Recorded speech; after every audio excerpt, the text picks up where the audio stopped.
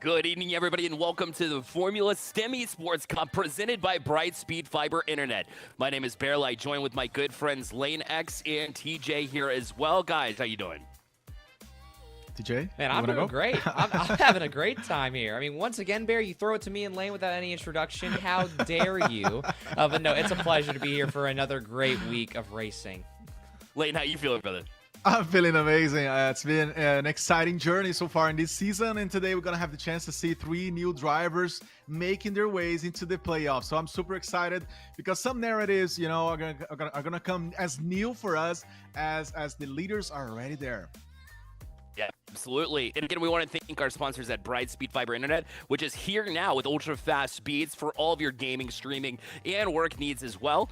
So, of course, no dead zones. At the end of the day, just reliable coverage no matter where you are in your home. Type exclamation point Brightspeed in chat and find out if Brightspeed Fiber Internet is available in your area. Big shout out to Brightspeed Fiber Internet for being a part of this initiative and plenty other with Stay Plugged In as well. So let's go ahead and check out, if it's the first time tuning in, the format of the Formula STEM Esports Cup. And you'll see that it's an 8-week season. Of course, we started off and kicked off with the preseason, and we just kicked off, and points will matter now here, Lane, as we head into week 1, last week 2 here at Monza. Now, totally. The points are really the biggest deal for the drivers. We had a very interesting preseason, some names stepping up. And then what I loved about Austria GP last week was that some new drivers could show their faces. And yes, a lot of elements to talk about today. But briefly, some of these drivers are going to be totally trying to catch on the points. We had some drivers, for example, who were out of the points zone. So, yeah, a lot to talk about, and definitely a very, very nice structure for them to catch up over the season. Well, TJ, podium means that you are able to advance to the playoffs. 3 drivers were able to do that this past week, and now they won't have to worry about points per se. But, of course, you always want to stay sharp as well. So let's check out the steps that you need in order to get to the playoffs, as the playoff qualifications means either you hit the podium or you finish in points when the rest of the slots are all set and done, so you're to hit that top 3 spot. Yeah, it's the first official week that the roll-down rule is actually a good speaking point for us. If Top Racing, for example, continues his dominance and ends up in P1 once again, that is going to free up an entire extra spot at least for it to come down to points instead of a direct top 3 placement. So that's also something that's really important. If the same top 3 carries over, we will not have a clinched top 3 this week, other than, of course, the same 3 from the first race. 100%. Well, in addition that we do here in Formula STEM Esports Cup, we get about F1 and Formula racing in general, and everything it takes in order to become, a worker within F1. So let's go ahead and we've got the data strategy operations rather. So last week we did a little bit of that data strategy analyst work, but this time around operations and logistic managing in F1. I mean, you're across 6 different continents throughout the entirety of the season. I believe it's 5 actually. Either way, that's a lot to take into consideration, Lane, when it comes to how do we get our cars over there? How do we get all of our equipment over certain continents as well? I mean, the operation manager has got to do exactly that.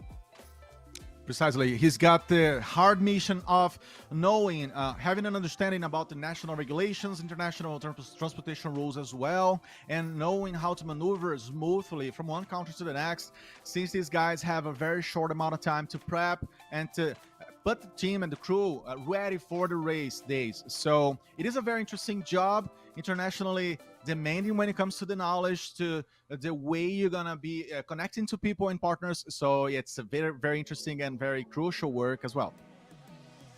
Yet it exists in different aspects of it as well. And TJ, I want to get your thoughts here as far as like operations and logistics goes.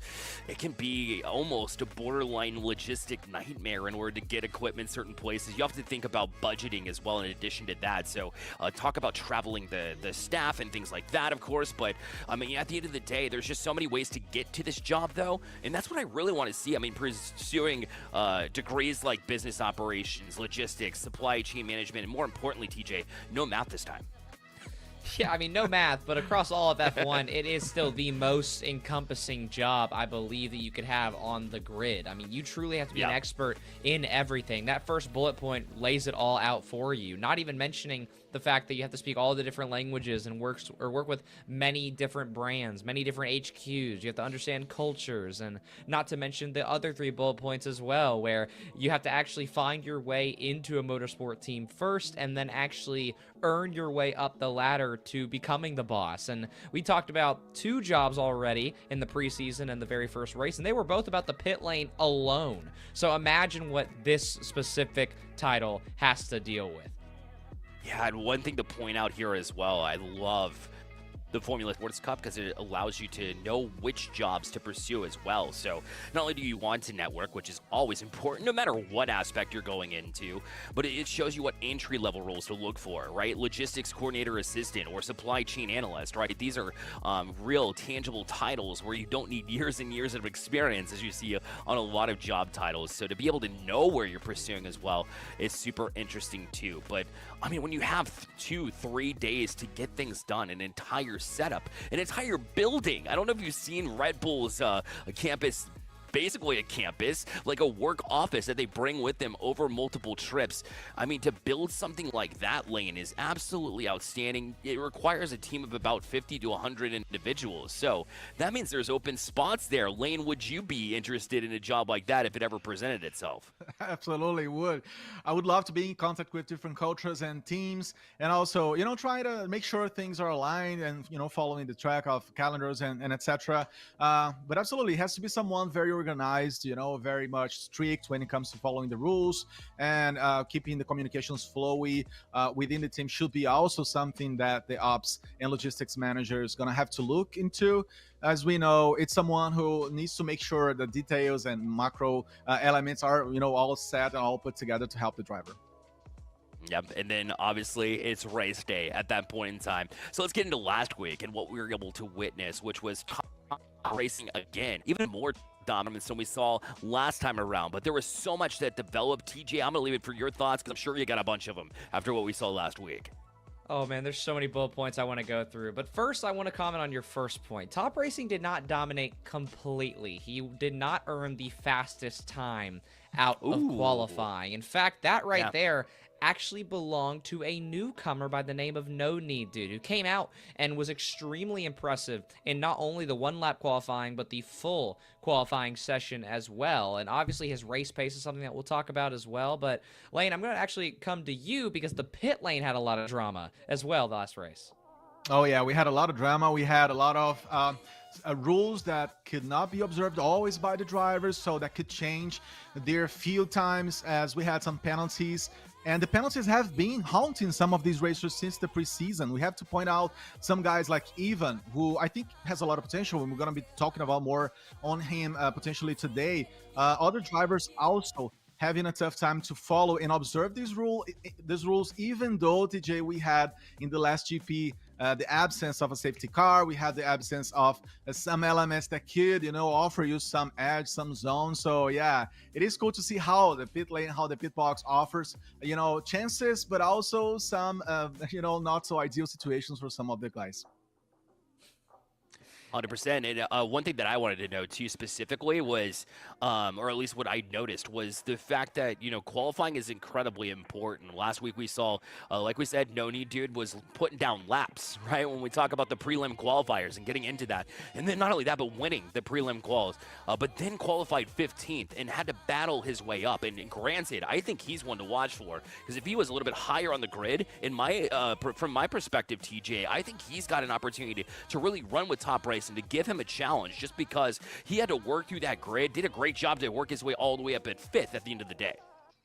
I do believe it. I'm with you there. But again, race pace compared to qualifying pace are two very different measures. And strategy-wise, I do believe that he has some chances to climb, and he did jump all the way up to P5, and it was very impressive. But he's also got to find his way to beat a lot of these other racers as well. I mean, there's players like Hardware who looked really, really good, not only in qualifying, but also in the race as well, and had a maybe millisecond error in the pit lane, which cost him an entire placement. In fact, it cost him a guaranteed playoff spot as well. So there's a lot that happens at the top of the grid behind Top Racing. So for No Need Dude, it's kind of P2 or bust, or else you may join the chaos early.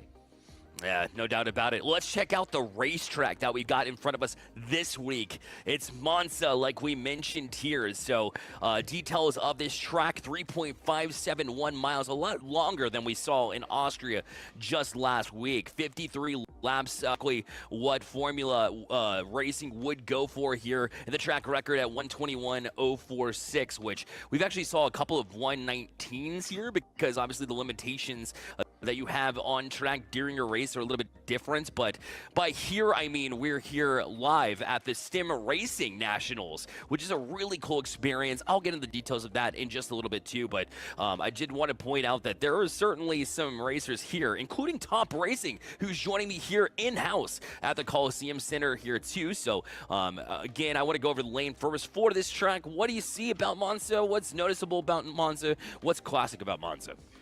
Monza is a very classical GP, as we know, located in Milan, Italy, and has been in the F1 calendar since 1950, but it is marked by the fact that it's one of the highest average speed tracks in the world. We know that you can maintain that speed, but we're going to have to find a balance overall between those long straights and also the chicanes and turns, who are going to be, offering you the chance to overtake if you need so, or the chance to, keep your resources, your car together, because it's going to be demanding on the resources, especially already on the first turn.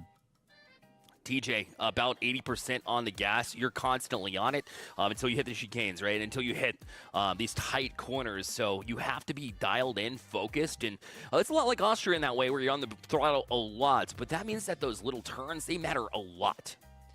Those little turns are not just little turns here in Italy as well. At the Red Bull Ring, things are a little more sweeping other than turn 3. Here, almost every turn is a tough test of skill. I mean, on your screens, 8, 9, and 10 is a great example. It looks simple, but the moment you see it on the track in-game, it's a tough break into a somewhat chicane. And for 4, 5, and 1 and 2, those are also extremely tight turns where, yes, it may seem easy on the surface, but when these racers start getting track limitations, and they start to add up, like for example, like we will most likely see over on turn 1 and over on turn 4, that could cost some races. Also, Italy is just a beautiful track in general. It's actually, I believe, the most forested track in all of the F1 calendar, so there's a lot to be distracted by as well. Yeah, and it creates some of the best races that I think I've ever seen when we talk about Formula racing in general, F1 specifically. So, Lane, where do you anticipate the drivers, again, will find at least the most success here on this track? Where do they struggle? Where are the difference makers? We talked about the corners being a large portion of this, yes, but you got to take into consideration the DRS zones as well. You got to take into consideration them, because this time we're going to have 2 DRS zones, which means that for the leading drivers, they're going to have less chances to, escape opponents when it comes to using that speed to their favors. But at the same time, you're going to speed, but you're going to have to consider those turns, as we mentioned, and how much you're going to be, how much before the turns you're going to be already braking, right? This anticipated pressure on the braking pedals is going to be essential to keep your car on the right balance, because as we know, the turns are going to be bringing more curbs. The chicanes are going to destabilize the cars potentially. So this is also a point of attention for all the drivers today. And Lane, what does that mean about the tires as well? What kind of strategy are you looking for when we talk about Monza? Well, we could be looking into the good old medium to hards that we saw last week, actually, in Austria GP. Because it's gonna offer you that that resistance, that endurance, and definitely I would be looking into a one-stop strategy here. That's what worked for the leaders in the last week. We had all of them stopping just once, mostly from lap number 12 to 13th. So that could be the way that they're gonna roll today, or they could also go for a soft to medium potentially, since they're gonna like that additional grip on the softs, especially here for Italy. TJ, I want to get your thoughts here as well, as far as the strategy goes between deciding, hey, am I going to play or am I going to race a little bit more conservatively to avoid penalties? How much can you get into your own head, though? Conservative versus aggressive plays. Where's your thought process going as far as that, aggressive to conservative nature? Where are you on that spectrum? Oh man, so it's tough because Monza is longer than Red Bull Ring last week, and we saw some decent strategy calls come out. The hard tires came out in play, but Red Bull Ring is a more demanding track on those tires, whereas Monza, you have 3 tough corners, and then you are driving straight or you are NASCAR level barely turning. So from that note, you can make those soft stretch longer. You can make those medium stretch longer. You can get good performance out of them. And I know that I said it last week, but this time I truly do mean it. I would be surprised to see hards. And another big reason is also because, and the graphic was slightly wrong, so I want to correct all of that, it's only 19 laps in this 35% race for the actual GP. So that also means that the pit window is a bold strategy too, because if you want to go late into your mediums, if you want to go 11 to 12 laps, and you get the softs for the other 7, yes, they're going to struggle towards the end, but if you can manage them like top racing, they're going to be hitting their peaks towards the end. Or if you do want to go hards and pull out softs for the last 3 laps, you could. So I don't exactly know what to expect because of the variety that these students seem to pull out. But I guess I'll refract my point about the hards. I actually would be interested to see how they work out, but who knows? And also the pit lane isn't that long, if my memory serves me correct. So there's options for overtakes to happen there again. And Lane, you got to tune in to our test session, which we had with Dawson Cram on last Thursday. And when he was kind of walking you through Monza, what were some of the things that you're picking up as far as what he was laying down, as far as how to approach this track as well? Was there anything different than maybe what you were able to kind of provide insight a little bit earlier? Yeah, I would say, I would say that I have to point out 2 things, especially one related to the usage of the tires. He mentioned quickly that potentially the leading drivers, those with the best field positions, are going to be going already with like a soft to make that early advantage better to your side. Potentially the later guy is going to change to something else. The leaders are going to be trying to set the pace of the race also. And also that he also mentioned, something that he also mentioned that was very interesting was related to how you should maneuver, right? You should use your whole body to make the turns. I remember this is a more basic point, of course, but saying you should turn your body with the car to see that apex. So some very, very interesting points he highlighted in that occasion. 100%. I agree with you.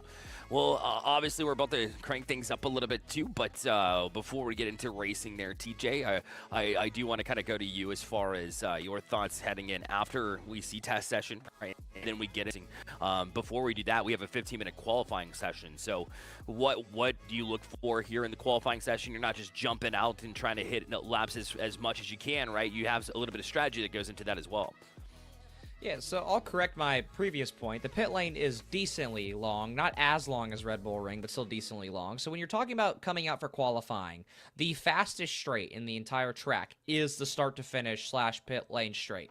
So when you're trying to time how you're going to come out, you need to probably start making your way out of the pit lanes either directly off the jump here, or as drivers are starting to come around, maybe the last 2 to 3 turns, not counting turn 11. So the other like 8, 9, 10 range, when drivers are making that final slow bend into the like swinging bend, I guess would be a better way to say it. That's turn 11. That's when you should be coming out. And then from there, you have to warm up your tires as much as you can because, again, this track is almost entirely straight. I mean, it's almost in the shape of an L perfectly. So in terms of warming up your tires, you got to give yourself a lot of room to have time to sway back and forth, not throw anybody else off their lap time. And then once you actually do come around turn 11, you have to be ready to go.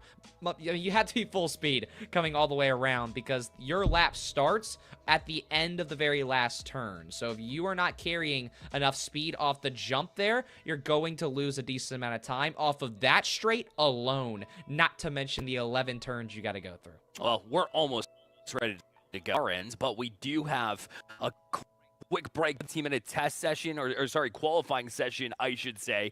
So we will take that quick break and be right back with you here on the Formula Stem Esports Cup.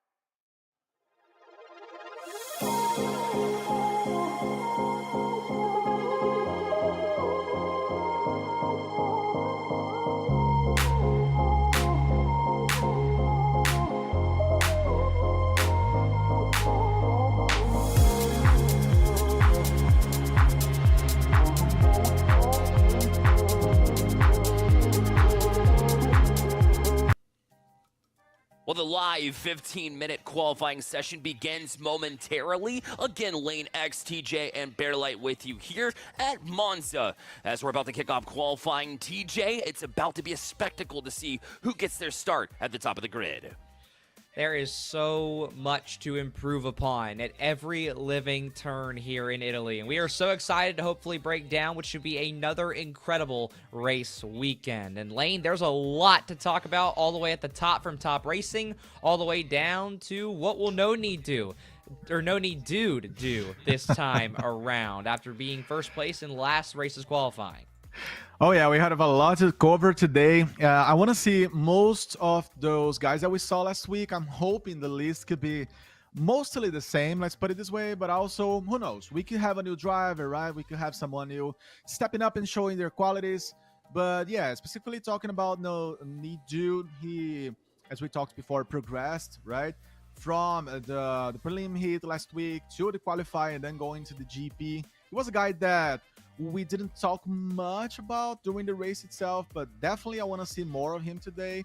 And TJ, I would put him on a list, a very specific list of guys that I want to see stepping up today. So him, Yukai, Reinforced Sigu, these guys also, even like I mentioned before, these guys, they need to step up and lock themselves into the playoffs for this season.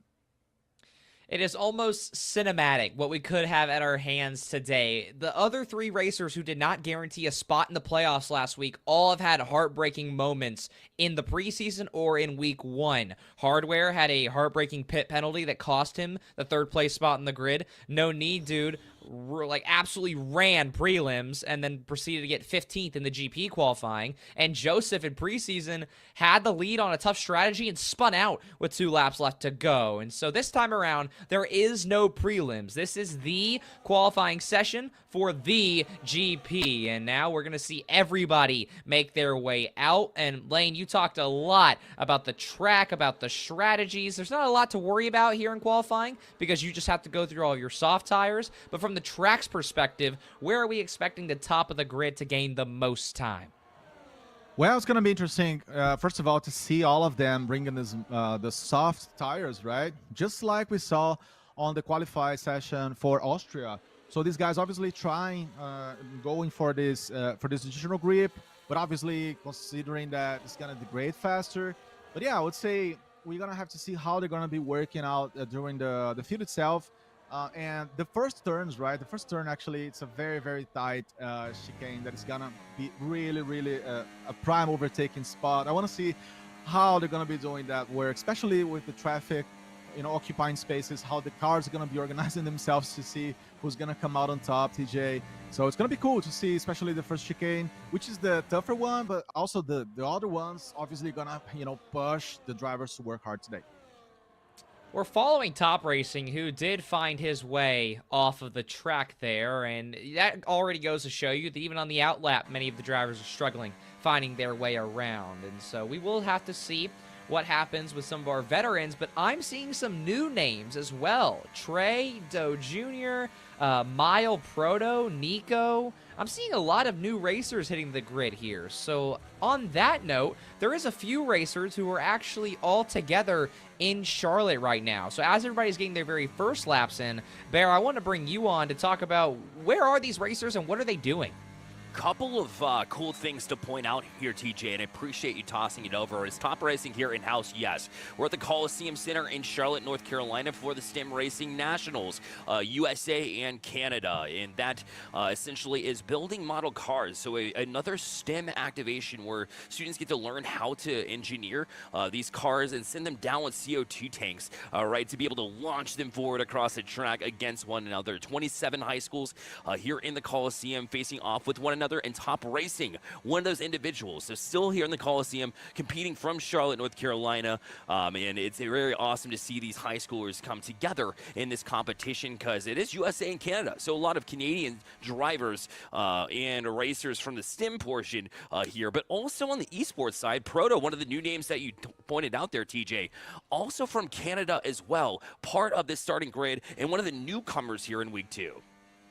I mean, how cool is that, Lane, that some of these drivers are actually involved in a national STEM activation? Now, granted, this is a national STEM activation as well, but building model cars and then spending your nights at a facility racing here in what has been maybe the most competitive high school racing league and maybe one of the only ones that's ever been created, it's super cool that these students are going to take advantage of so many great opportunities related to racing.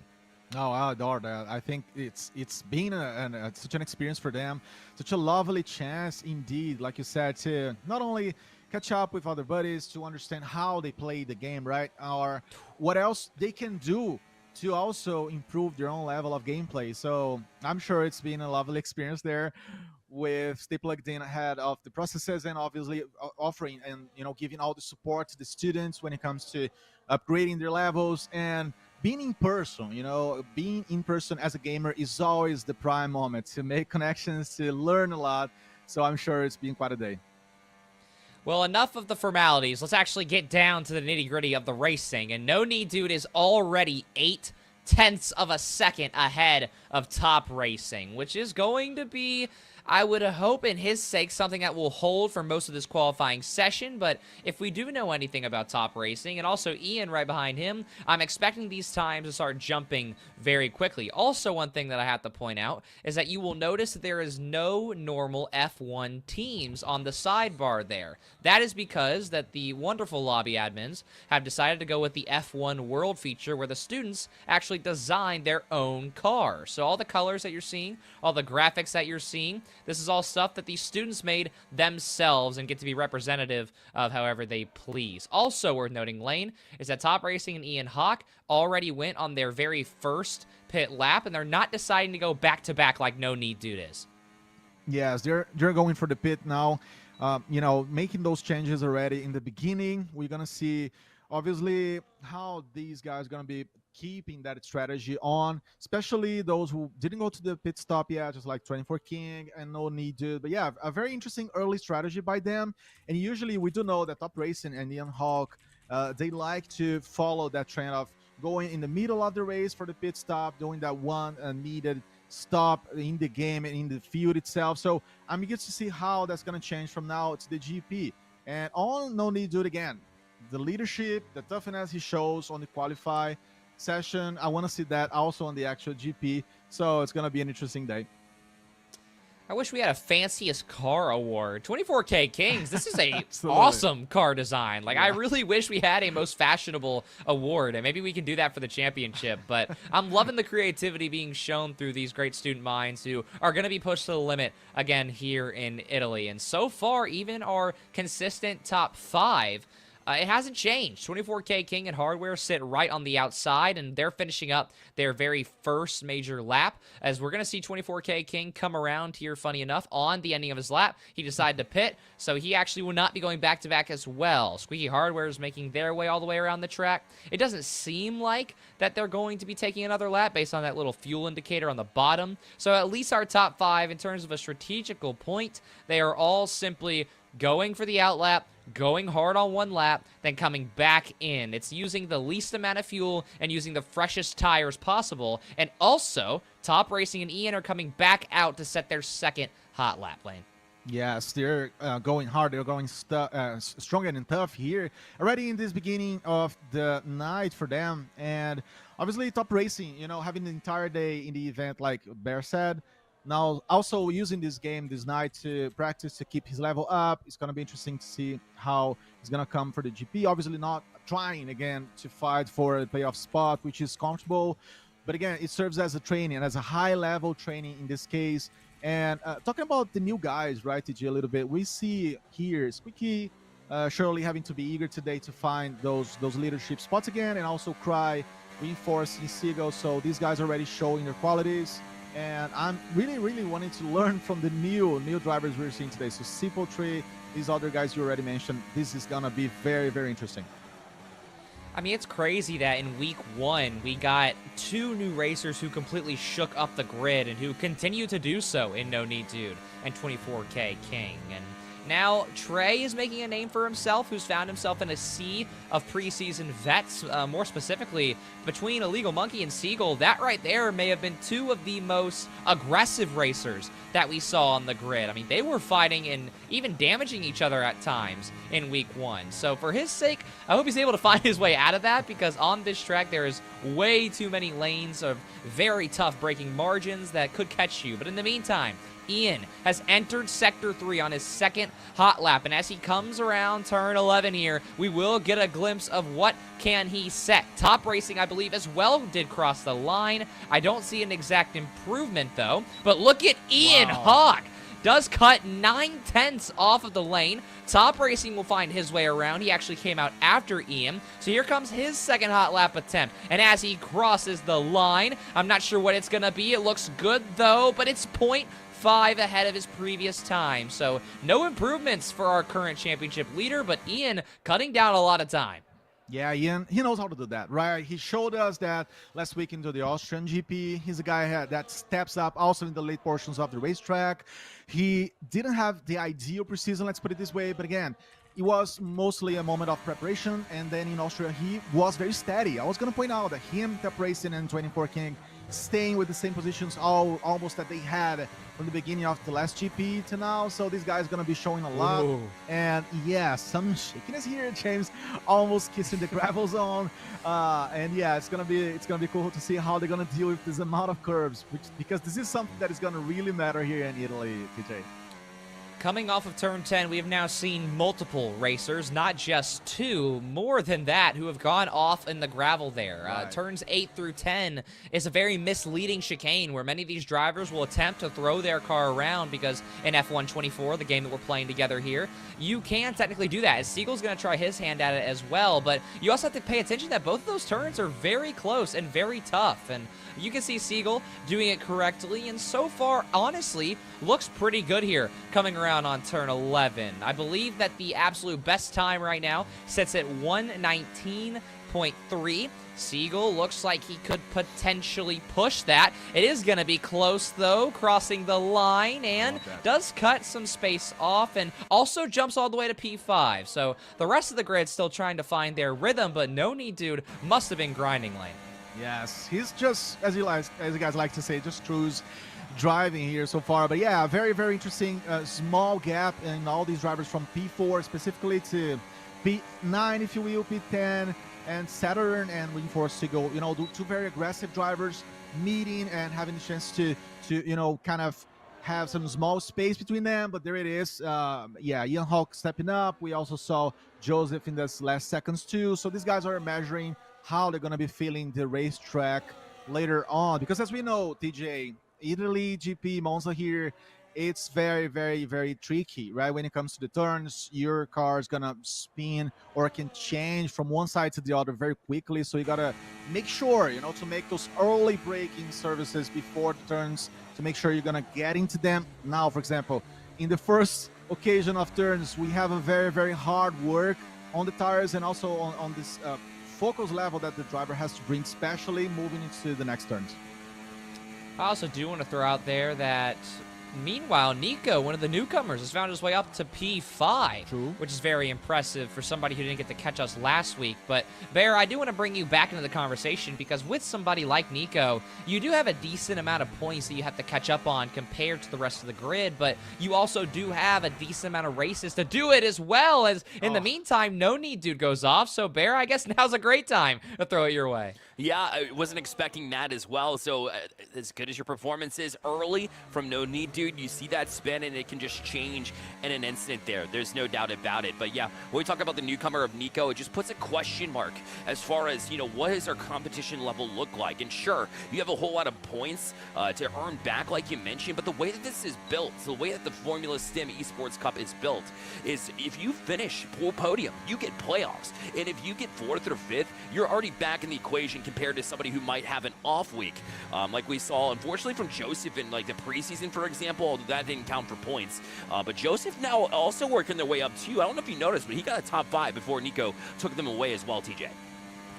He did indeed, and that is, again, one of the biggest stories out of this student group of who to look out for. Joseph has been a contender for multiple weeks in a row, and every single time he has gotten so close, but maybe it's a strategy call or a genuine pace issue. He's fallen out of the top 3, and most of the time even out of the top 5. Now, granted, this track isn't on the highest toughness scale, or I guess skill level scale, whatever you want to say, Right. but so far he looks good, but he is a whole second behind No Need Dude. And Top Racing is now on his 3rd hot lap here lane, and this is a big one. It might be his last.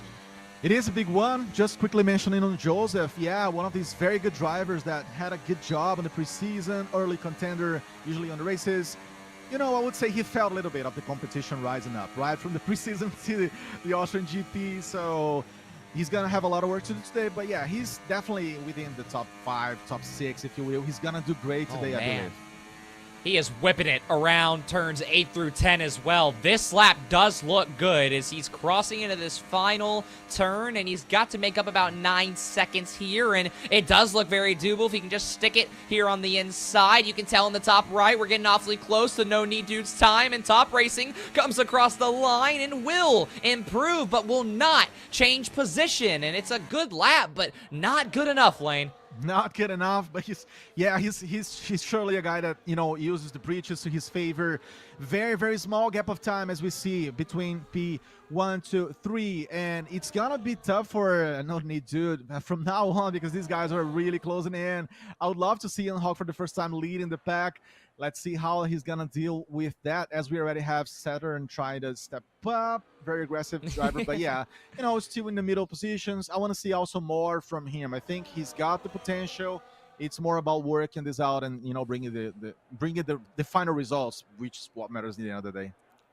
Yeah, we caught Saturn at a bad time. He did go pretty decently over the very first turn there, but also, Bear, I want to give it to you one more time before we get to these drivers' final laps. Hardware struggling pretty heavily here. Currently sitting at P7 and is on his current lap, but we don't know exactly where he's going to finish. But who else are you noticing here in the grid? Well, I like that you pointed out hardware. One of the things that I wanted to kind of point out was the fact that the unfortunate nature of, dropping off a podium last week, maybe that's still lingering in his head currently, because we've certainly seen hardware be able to advance and perform a little bit better than what we're seeing here tonight, quite frankly. So I'd love to see a little bit of a comeback here, and what better way to do it than to jump to 4th position after that previous lap. So you were just calling it out. You'll love to see that jump up as well, and 24K King also going to break into the top 5 in the last 2 minutes here of qualifying.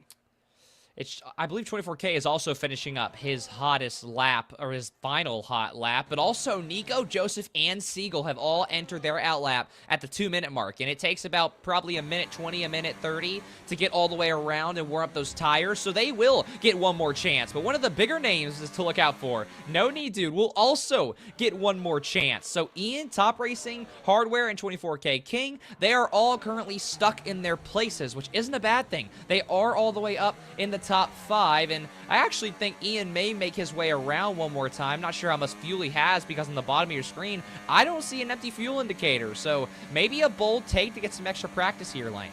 Yes, it is all about working under pressure, right? And with the non-ideal conditions as much, so that's what he's doing. As we can see, trying to finish this one off and trying to keep on the top. Definitely Ian, Top Racing, and 24 King already in the playoffs. Again, using all these moments to learn more and catch up more. Let's see how that's going to play a role as we have him trying to go for the final seconds here at the qualifying session, TJ. Here we go, 40 seconds left. This is all of the last chances for the grid. As there is some interesting stories on the bottom of the grid right now as well. Doe Jr. down there, who just jumped to 12th. He didn't even get to finish the race last time. He DNF'd. And also, I didn't see Evan's name on the grid. I don't believe he made it this week, but that was another driver who DQ'd. But in the meantime, Ian comes around on what I believe is his final hot lap. No, he's going to pit, so he's not on his hot lap. But we are flipping to somebody who I also think is finishing up. I think Top Racing as well will come around and make his way, but I think we just missed a spin there. Production didn't want any part of that. No Need Dude's final lap is of improvement. He cuts an entire 10th off and almost goes sub 119 lane. Wow, that's amazing. That's more than Formula 1 racers could do in many occasions. Very good job, very good finish. As we see a lot of those guys already reaching the finish line. I really love how these positions, you know, how this new landscape is going to change our narratives from now on, especially when it comes to No Need Dude. Such a confident race for him so far. Prep session, obviously, now leading into the GP, man. I mean, well, overall, it looks like we are going to get our solidified top 3 of the grid. It is No Need Dude who defies his qualifying woes, and Ian and Top Racing will hold their place in the top 3. Also, Nico jumps 24K King by 0.5 hundredths. So shout out to the newcomer, making a splash early here. That's good for him. That's so important, right? The confidence that you built before the GP. So he's going to be already trying to fight with the big boys in a little second, in a little minute from now. So it's going to be cool to see what he's up to. A nice late portion of the track itself in this case, and yeah, I'm eager to learn from him as we can see the new names coming and trying to do their job. And TJ, we have to point out, obviously, for Squeaky, we have to look at No Need Dude and Joseph. These guys looking solid along with Nico. Obviously, these guys could be the ones to take the next playoff spots, but as we know, things change too much from the qualify to the GPs usually. I mean, also, if Ian and Top Racing do hold those spots, that does mean that now you'll see people like Hardware and Nico, they will not be guaranteed to the playoffs. They will get a lot of points, but you have to finish top 3, no matter if the top 3 is the same week to week, to actually guarantee yourself a spot. And Bear, I'll throw it to you here as we wrap up qualifying, but No Need Dude in a beautiful spot to make that happen, but his race pace was the biggest question last week, and it's going to be the same question again. 100%. You got to think that that's in his mindset going into this. And so how do you deal with that? And for me, it's just being able to take a deep breath, know that you are the fastest car here, and be able to dial in whenever we get to this race, right? You have to be able to focus in. I do want to point out Top Racing as well in third place. It is notable because remember, they're here in-house in the Coliseum, and what that means is they're not on their usual setup, and that can actually go and really affect a driver, right? It's not your exact home, right? It's not exactly, you know, the pedals don't feel the same, right? Your steering wheel maybe not the same, and even those little differences that may not seem like a lot on the surface can certainly play a big role. So they're going to be a third to start things off. It may not be that easy runaway first place like we've seen in previous weeks. It's going to be very intriguing to see so many different drivers building so many different storylines of their own, and it's only week 2. We still have so much racing left to do this season. We still have hundreds of points on the line. And Lane, I'm just going to ask you this before we hop into the race. What is your main student that you're looking out for? As I think we got about 30 seconds here before we start.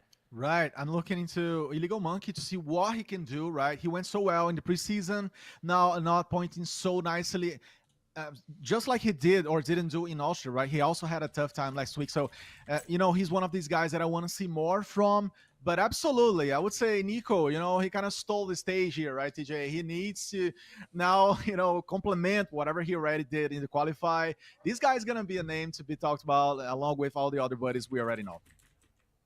Well, without further ado, the drivers find their way back into the lobby for what will be the official GP. There is no prelims, and in the meantime, if you're joining us late, you have Bearlight as our lovely analyst, you have Lanex next to me here in the booth, and without further ado, you can hear the ticking time bomb. That is the lights here in Monza. They will go 5 red and reset as we've got a thriller ahead of us. There is no collisions, but let's see what happens down in turn 1, Lane.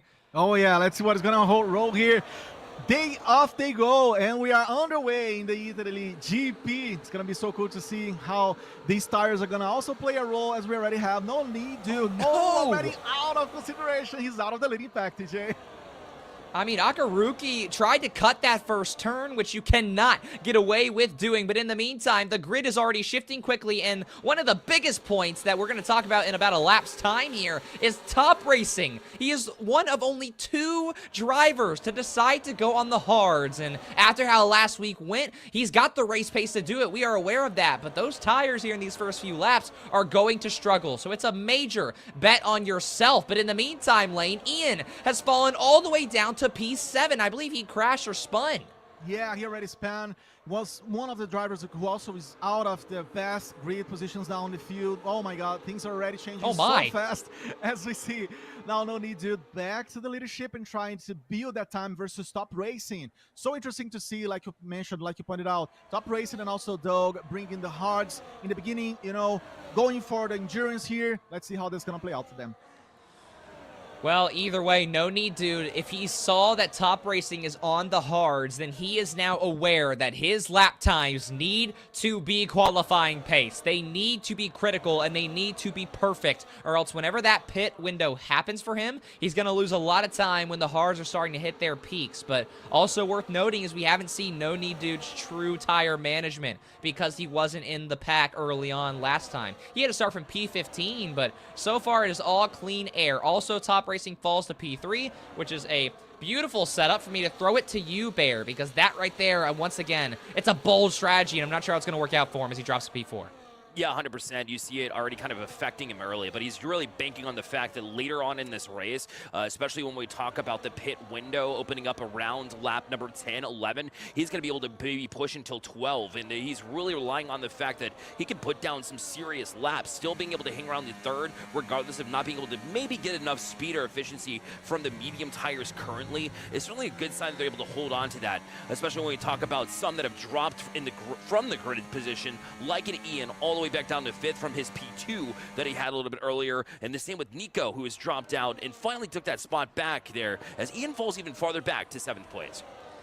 Ian, again, qualified P2. It's getting a little scary for his long-term plans, but also pay attention to the intervals on the grid as No Need Dude is continuing to set fast laps, but he does also have many racers on his back. Or sorry, it's actually Top Racing who's on 24K's back on the hards with the DRS. He's going to try and stick this move. He's got him right on his tail, but he will stick it, Lane. This right here is what you expect from one of our best, and Ian has taken a penalty. Absolutely, Ian in the penalty, but Top Racing still in the stage again, being so talented, right, and ramping and getting the positions up to the top, obviously having some gap to the work against No Need Dude, but it's interesting to see how he was pushing the gear, right? I could observe that on the last chicane, as we know, the 8, 9, and 10 turns, they're so demanding, and even so he was able to keep the gear number 6. Usually you could see a gear 4, but he went for the speed, and it's totally paying off. which I do want to translate for our viewers or maybe family members of the racers at home. Turns 8, 9, and 10 is what you are about to see on your screen. Precisely. It is this transition right here, which you can see towards the bottom of the map in the bottom right corner, where you can't really tell which driver is which because many of them do have the same style colors, but overall, you can follow the track pretty easily using that map, or you'll see your racer right here on the screen, like we're seeing right now with Joseph, who is losing decent amounts of time to Top Racing. He will get the DRS, and this will be an important period because Top Racing, if he can just hold this into turn 1, he will most likely be able to continue to make that gap. But it's more about No Knee Dude, who is still gaining time on Top Racing. So both drivers are finding time in their own ways, but Hardware has a speeding in the pit lane penalty. Bear, is that deja vu? It is. We just saw that last week. We see it again. And Hardware was already struggling a little bit earlier as they had dropped tremendously. They were down to 15th before taking this penalty, and it'll just cost them a little bit more time, guys.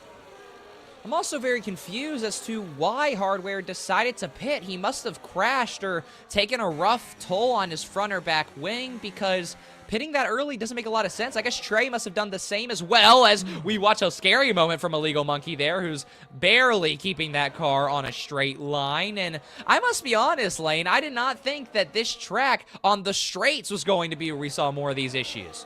I wouldn't expect as much. Yeah, I'm on the same page as you. I wouldn't see that coming from him, especially a driver that needs to step up today. Like we said before, he needs to use as much of the resources he's got to try to push ahead. And now he's really behind. It's going to be a really complicated qualifying session for him already. And I would just like to point out the fight that we're going to have between Ian Hawk and Joseph, right? For the P3, it's going to be interesting to see how that's going to happen. Joseph definitely needing to get a better grid position for this race today. As we see James passing by, he's going to have a chance here. Oh, my. Oh, no! Totally Oh no! The entire casting box reacts in horror as all three drivers combine into turn 1. A bold move that you definitely could not stick if you're a racing marshal, and also no penalty is given, and all three of those drivers retain their places. I mean, for Nico, this is your first time in the Formula STEM Esports Cup, and how about a good morning welcome to you? That was crazy, wasn't it?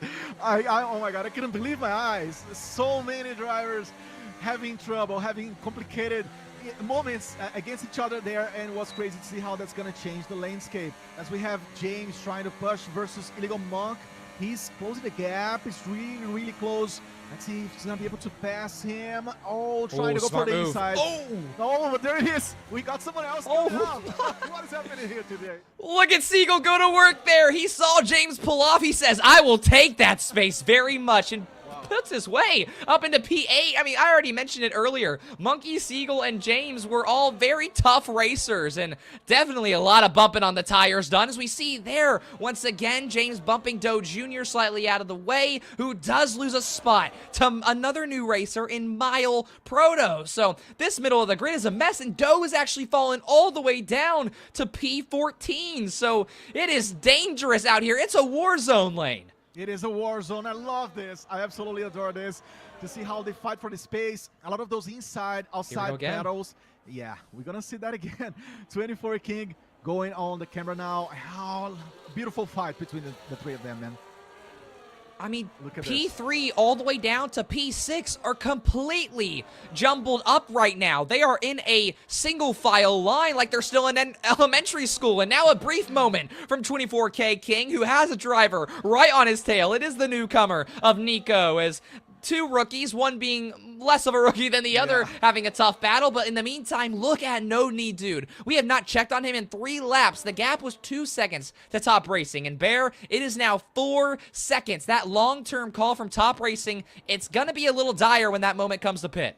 Yeah, your goal was to, make up a little bit of time. So really, it's going to be up to when does No Knee Dude come into pit. So really, it's just everything falls on his back, right? The ball is in his court. So he'll be deciding when he wants to come in and change out those mediums and perhaps switch to those softs to close out this race is the intention there, as they will have a few more laps, 6 laps on him for both of these drivers. So, you expected that gap to drop just a little bit. Remains at this 4-second gap as well. And then Ian Hawk now, also a little bit behind Top Racing as you see that gap increase to 2 seconds.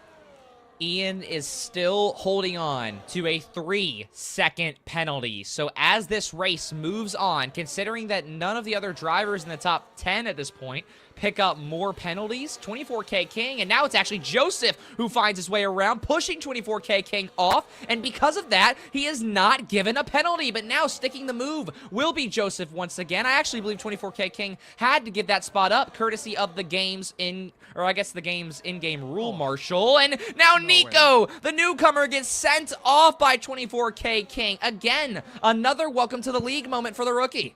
Listen, Nico was already shaky, right? Right before and behind 24 King. And that now happened again. He was in the gravel zone. It's a tough moment for Nico to get tested as a big boy, as we mentioned before. As we see 24 King trying to go for Joseph. That's really close. I mean, we just flipped off his POV, but he almost made a move there towards the end of this lap, which is pretty dangerous once again. But, I mean, this entire, I would say, P5 all the way down to P9 is the most Wild West portion of this grid. And in the meantime, Top Racing will still keep his pacing. He has a 3-second gap to Ian. And also, Ian has made a 3-second gap, or I guess falling now, to 24K King. So the top three is finding their room, but there's Siegel, who pits himself off at the tail end of Monkey, and now he's going to fall down. I believe he did recover back into P9, and now has a driver less than a second behind him on his tail. I mean, again, it is a mess lane. All these collisions, they were more than expected here at the Monza GP. I absolutely adore this. And James taking the chance to put Reinforced Siegel behind on the positions. He's a very, very hard to beat driver, so very, very good job by James. As we see already, Joseph also kissing the wall. What is happening here, TJ? Oh my God. Once again, it is deja vu to an insane degree. I mean, Bear, this is now 2 episodes of the same drivers having the same issues. Top Racing has crashed. He has crashed. He's out of the session. And one of the current playoff guaranteed spot holders is off. I mean, Bear, give us something to go off of here. Oh my goodness, here in-house as well, so we're going to go ahead and check and see what's going on that side of the arena. That is absolutely notable here, guys, as the playoff, contender, not only contender, but already in it, Top Racing out of this race now. And of course, we talked about Doe and his woes from the past couple of weeks, so it seems like races tend to repeat themselves. There's no doubt about it. Siegel also falling to 7th because of their exchange in addition to that, but you hate to see that from Joseph after a couple of tough weeks. This is massive for our 2 Week 2 rookies, with No Need Due to 24K King both looking to try and confirm spots in the playoff at the end of this season. Now they have one less, if not maybe even the best, or at least the second best driver on the entire grid. And even bigger than that lane, that gap for No Need Dude on equal tires to Ian is pushing 9 seconds. 9 seconds is an eternity, as we know in racing, so it's going to be very comfortable for No Need Due to make it into the playoffs. Is going to potentially qualify. Obviously, we got half of a racetrack here to roll, so it may be early to just claim the victory for him. But yeah, very, very tough job on the side of Ian Hawk, feeling like a veteran, right? Among the youngsters on No Need Due, 24 King, and obviously Nico. So it is a very, very interesting race to see so far, TJ. Nico as well, the newcomer, in a very bold spot where he can decide to make a pit strategy call a lap earlier or now a lap later, because No Need Dude and Ian have decided to take the early pit strategy, and also Nico will follow, Monkey will follow, almost the entire grid will follow, except for 24K King. So Bear, our focus episode now is 24K King, who's banking on himself to make up a lot of time, and also No Need To decides to go on the hards and not the softs, as almost the entire grid decides to do so. So now for James Bear, he could be in a special spot as he's coming out of the pit lane. Yeah, that's the idea at the very least. Yeah, 24K King maybe just wanted to see a lead here in the first place to see how, hey, how good do I look up top, right? So they got that first spot, but how long? And so they need to make that pit stop as well. So the overcut potential here for 24K King, we'll keep eyes on him as well. TJ, we also got an update from Top Racing. Unfortunately, just hit a curb head on and did wreck out of this race. So unfortunate ending there for him. We'll actually get to speak to him a little bit later, but in the meantime, guys, we're at lap 10 and approaching even more pit stops. Well, I guess that's how the cookie crumbles. In traditional sports, it's the turf monster. I guess here in the Formula 10 Esports Cup, it is a non-movable curb, and somebody had to learn that the hard way this race, and unfortunately, it is Top Racing. But he's already guaranteed, so hopefully not a lot of sleep loss for him, but in the meantime, Mile has made a bold strategy next to Cry to decide to stay out. Now 24K King gets a 10-second penalty. This top 3 is absurd, Lane. Yeah, it's changing so much, isn't it? As we're going to be seeing Cry and Miles stepping up. Obviously, they go for the pit, so that's going to change things a bit as much. And obviously, they were needing that because of the injuries of the pit, of the tire itself. But it's been a crazy race. A lot of things happening and a lot of change in the leadership. And quickly mentioning on Top Racing, obviously, aside of the psychological factor, right? I think he is pretty much assured he's gonna just learn from whatever happened. Italy will be tough anyways. It's mostly based on speed, as we know, compared to other GPs. So it was gonna be crazy anyways, and it has been the case of a very interesting race so far. No penalties other than hardware. We just witnessed him cross that very first turn, but he already does have a 10-second penalty on him. Will not be awarded another, but now all eyes go on Ian and 24K King, who Ian only has a 3-second penalty and already has a spot in the playoffs, but 24K King will regain that third spot once Doe decides to pit, but also has a 10-second penalty. And if this race is anything to continue to go off of, that's not going to be enough to guarantee yourselves a spot. Also, what's very confusing to me, the rule is you have to change tire compounds once. So you can go for the mediums to the softs, which is your fastest tire, your softest tire, or you can go from the mediums to the hards, which is your longest surviving tire. So James has decided to go with the quicker tire, but that also means that in those last 2 laps, it's going to get dicey, but he could find himself in a championship place as long as he gets near Ian and 24K King. Yes, he could, but it's going to be complicated to have the endurance. He's going to feel, especially in the last laps, as you mentioned, James is making this bold move, which I love to see, by the way, and Doug as well. Both guys coming for soft from now on, as we have a pick on Illegal Monk to try to make his way up to the top. A lot of difference, right? The time gap it's getting huge between these first guys. Put aside Reinforced Seagull versus Legal Monk, but the rest of the guys have a long time to go against each other.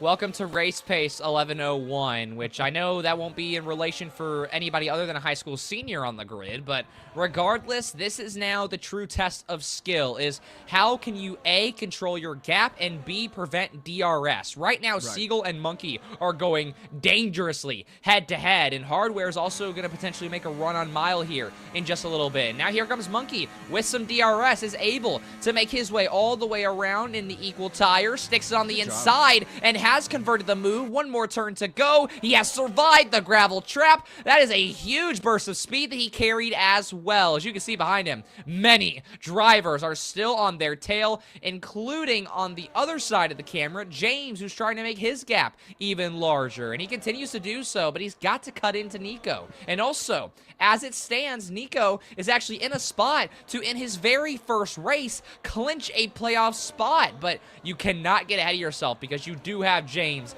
decently close behind you. But so far, so good for the newcomer.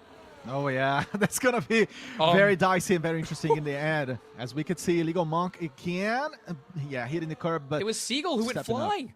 He was fighting back. Oh my. Okay, go ahead. No, Seagull went flying off of, I think, a curb and doesn't get a penalty for it. So, interesting call there. But speaking of interesting calls, Bear, we've got about 6 laps left to go. No Knee Dude in a very similar spot to what we're used to seeing from Top Racing. Just has to survive the chaos and bring that car home.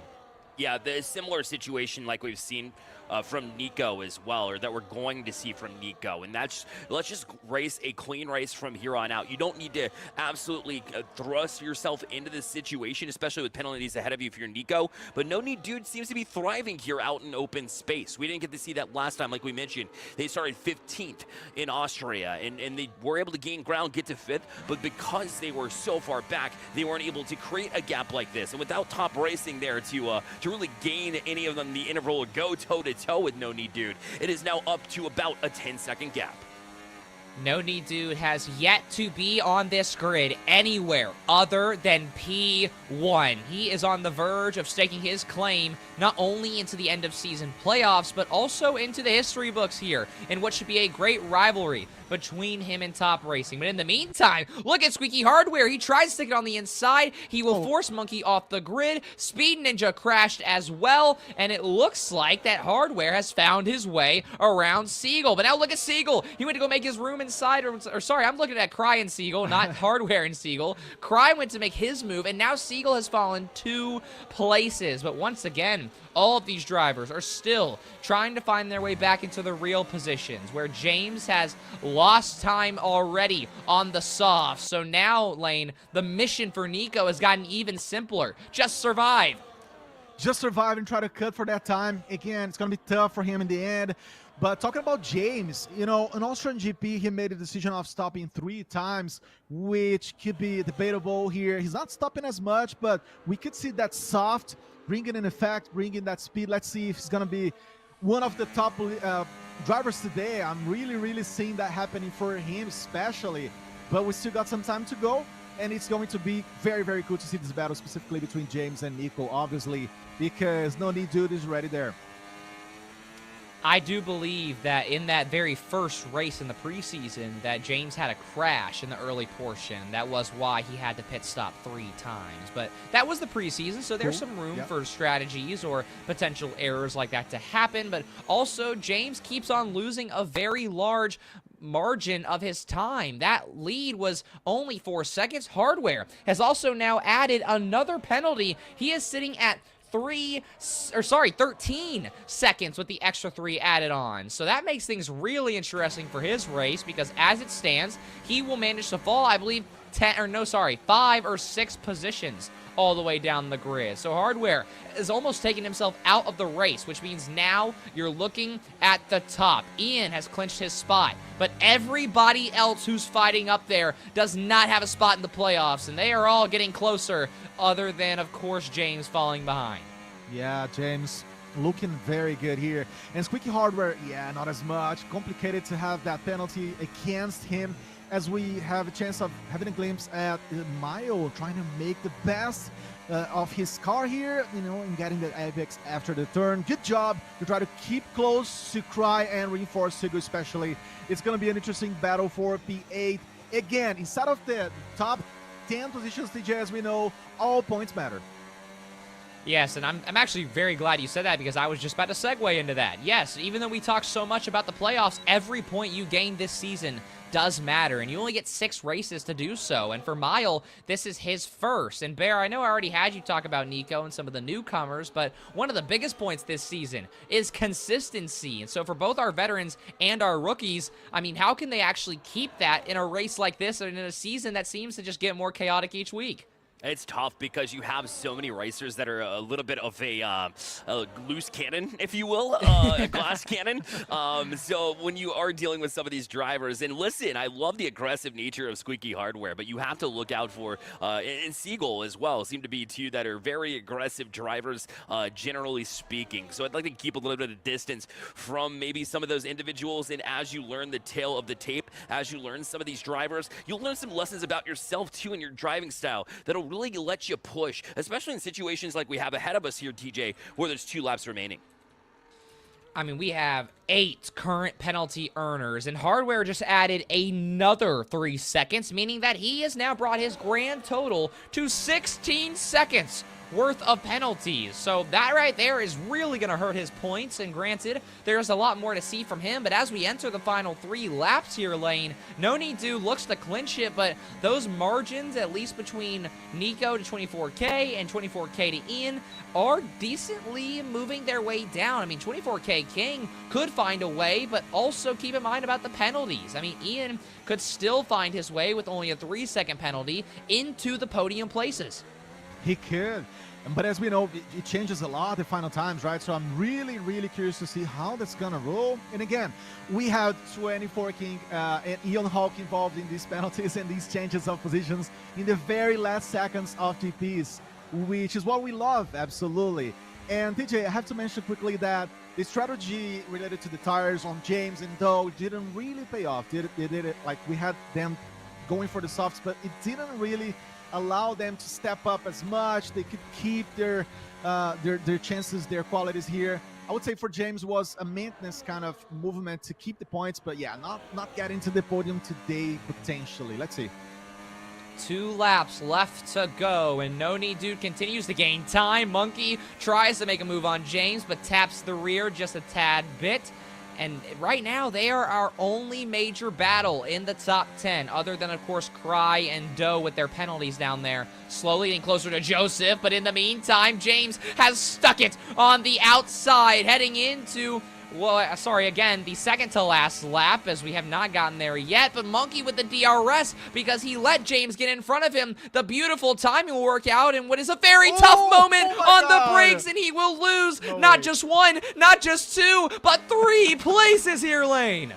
Oh my God, what just happened? These changes, yeah, the chicanes, you know, offering the overtake opportunity. That was beautiful to see. An Illegal Monkey going up and reaching the top 6. Beautiful movement, but there he is again, being surpassed by Squeaky Hardware. That's what we want to see. That's Italy, guys. That's La Pista Magica, as the local Italians would say.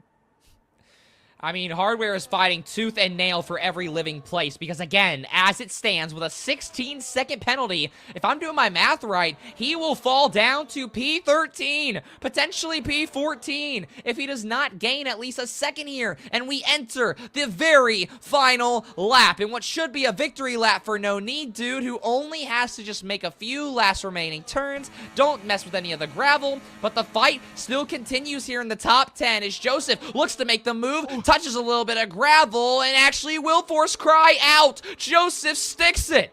Yeah, Joseph being very aggressive and fighting against his opponent in this one. Cry was just put aside, you know, like he wasn't someone to be considered against. It was an amazing fight as well, as we begin to see those final seconds of our very Italian GP. We're taking a look at Squeaky. Yes, there it is, trying to find his spot versus Nico, I guess. Man, what a race.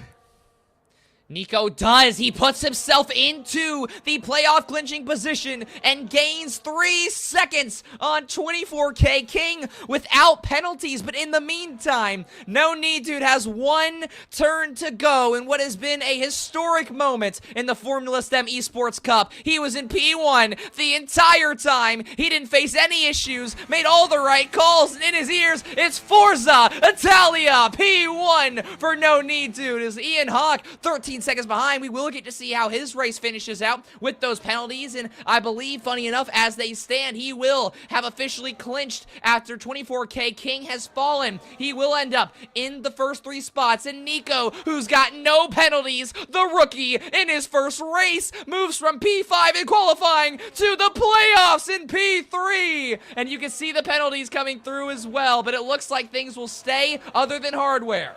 Oh my God, he has No Need Dude. You know, coming from Austria, coming from a P5 last week, managing somehow to lock himself into the playoffs, as we also have Nico confirmed. And then we're going to see Illegal Monk. That's going to be the next drivers qualified to the playoffs here, TJ. Squeaky keeps falling as well because of those penalties. It looks like that P10 is his final spot. But a lot of drivers finding their way into some great, beautiful racing. Mile as well, a newcomer, finds his way into P8. And 24K King, he will spend another race fighting, or actually, I apologize. He earned his spot, but he does get a lot of points, and I believe he will be our total championship leader after Top Racing had his moment. And as we wrap this up, Bear, what in the world did we just witness? Oh my goodness. I mean, it was chaos, but it's Monza at the end of the day. Like, it makes the craziest races. It makes the most exciting races. We've known that coming in, and we got exactly what we expected here today. A bit of heartbreak across the way, but also a little bit of you know, beauty for a lot of these racers too, able to make the podium and make the playoffs. No need dude, of course, with that big win, but Nico making the podium as well. So big days for two individuals here as well. And, of course, you love to see the celebration in game, but I do have an interview as well as Top Racing, like we mentioned, will be here with us for an interview. So let's bring him on now, as we've got Top Racing here joining with us as well. So, elephant in the room, right? It's unfortunate finish here for you today. What went wrong here? So, second lap, as soon as damage was turned back on, I got the floor damage. I got rear-ended going through the second chicane. So I was struggling through that. I was also on the slower tire compared to everyone else, so I was just trying to keep up. And then going through the chicane on lap, I'd like to say 8 or 9. I just caught on Ascari, I just caught the inside curb wrong and then just straight into the wall. So it was unfortunate ending, but should be back for next race. There you go. I love that confidence rolling into the next race. And talk a little bit about being at a different setup as well. Obviously, that probably put a little bit of a factor. You got to play around during the day, but at the end of the day, it is a little bit different as far as the setup goes. Yes, sir. So it was very different between that setup and mine. I would say I lost about a few tenths. Not anything crazy, but I would say I was just a little bit off pace and didn't have the same feel. But overall, I think I still was pretty good on pace with this setup. So I just hope when I get back home, I hope I have the same pace. Well, I still have my friends TJ and Lane here as well. So TJ, I'll toss it over to you for a question. Well, first of all, Top Racing, you have to be one of the most respectful kids on the grid because, as you know better than anybody, it is a mess after about P5. I mean, you saw the DNS before. This time, you caught a little bit of that damage. So I do want to ask, after seeing how crazy these racers are, how critical is it from this point out to qualify in those podium positions to stay away from the madness? Yeah, I mean, I need to keep qualifying pole. I think it's just very important to start there, and I just need to start the second lap ahead of everyone else, just no risk of damage, because it really was just chaotic out there, getting hit back to back. I got hit in the side. There's just really nowhere to go when there's 3 people trying to go in the same corner at once. It's such a fair point. Also, Bear, I want to ask one more question. The rivalry that you may have with the current P1 finisher in No Need Dude. He joined late, but how are you looking at him so far? I mean, he's really good. I'd like to admit that, but I don't know. He's really good. I'd like to congratulate him on his win, and I'm hoping to have a good battle with him the whole season. Hope to see him in the playoffs. Lane, you know that's a realistic situation there. What questions do you have for our, again, #1 performer in the first couple of weeks? Top Racing, it's a pleasure to be here talking to you live and also to have witnessed your qualities in you know, and your chance of building that legacy within our championship. I want to ask you about how did it feel for you, Italy? You know, overall, considering all the elements, not only the field itself, but the tire strategy, but mostly the turns. How did it feel for you to run and to race here? Was it tough to keep steady all over the process? Yes, it was very rough trying to stay just in track limits off the curbs that will mess you up, and then they just got me at the end. But Sao Paulo in the rain, I'm ready for that. It shouldn't be as bad. I just hope to keep it on track. That race will be more about surviving, just like this was. And to finish it off, Chris and Bear, what Top Racing mentally it meant for you to not, you know, stay to the end of this race? Does it mean anything for you? You're just gonna discharge that? How are you feeling right now? I think it kind of, I mean, it really determines me more. I just really want to get that win next week and get back to where I was. And I just hope to keep going and then maybe, hopefully, win the playoffs and get the championship. All right, and the last question I have for you as well is obviously you have a family established of racing. So talk about how that experience from your family, do you bring that into your own style? Because I know you've been racing for quite a long time. Yes, sir. So I really would say it does help just getting to know setups and tire strategies, stuff like that, and how to incorporate that into my driving style, just because everyone's different. So it's hard to go download a setup and just hope that it fits your driving style. You really have to go and customize it towards you. So that helps, having the knowledge of all of that. Yeah, and it also helps not being up at the crack of dawn, like 7:30 a.m. here Yes, in, sir. in sim racing. So hopefully you get some good sleep. And like you mentioned, we'll be in Brazil in the rain next week. So we look forward to talking to you then, man. Thank you. Yes, sir. Thank you. Absolutely. Pleasure. And of course, we want to thank everybody for tuning in as usual. Stay Plus and Stay Plugged In for the continued efforts and amazing things that they do on a regular basis to bring this to life. Same we can apply to Brightspeed Fiber Internet too. And thank you for your support in creating this and becoming a reality too. I'll leave it for final thoughts. Let's start from the ends here at Lane. Lane, what were your final thoughts here in Monza? Well, chaotic GP, I love this this race. I loved everything that happened today, all the switches in positions and all the mentality by the drivers. I love to talk to Top Racing, very, very tender and gentle kid who's gonna really make it into a very successful driver career if you want. So very, very nice day, very nice night. I'm very, very pleased and excited to look into Brazil now, moving forward from Italy, and to see if Brazil is gonna be even more chaotic than today. DJ, put this into words if you can. Sao Paulo, rain.